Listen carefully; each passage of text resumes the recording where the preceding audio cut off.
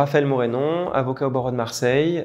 J'ai prêté serment en 2016, je me suis installé en 2019. J'ai exercé dans des cabinets qui pratiquaient essentiellement les voies d'exécution, le droit bancaire, le droit du crédit et le droit de la construction. Et aujourd'hui, j'ai une activité contentieuse dans ces matières et également une activité de formateur pour l'école des avocats à titre privé, et essentiellement sur Internet en visioconférence. L'un des grands enjeux de notre profession aujourd'hui tient dans l'informatisation des cabinets, dans la numérisation des cabinets. Nous avons des outils nombreux, les logiciels métiers, les moteurs de recherche, les solutions de recherche de doctrine qui sont extrêmement efficaces, extrêmement pertinentes. On a une offre qui est assez pléthorique mais qui n'est pas utilisée.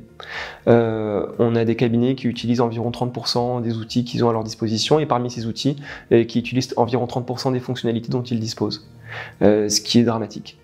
Ce qui fait perdre du temps, ce qui fait perdre de l'argent, ce qui fait perdre de l'énergie, ce qui est une source de déperdition du savoir, ce qui porte préjudice en fait au cabinet. J'utilise la recherche documentaire, enfin la recherche de jurisprudence bien évidemment, la veille documentaire. J'utilise un petit peu la veille doctrinale, puisqu'il y a certains outils développés en ce sens. J'utilise énormément Juriprédis et notamment la fonctionnalité de dossier pour me constituer des dossiers de jurisprudence par thématique de manière à les retrouver très facilement, ce qui fait gagner un temps qui est monumental.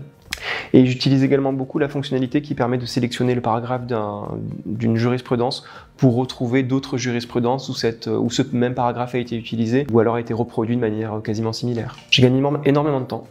Que ce soit pour retrouver des décisions que j'ai enregistrées dans mes dossiers, que ce soit pour trouver des jurisprudences de manière beaucoup plus rapide, que ce soit pour me tenir informé des évolutions jurisprudentielles sur les mots-clés sur lesquels j'ai mis des alertes, ou encore tout simplement pour retrouver les textes, les motivations des jurisprudences qui m'intéressent et pour les insérer dans mes conclusions.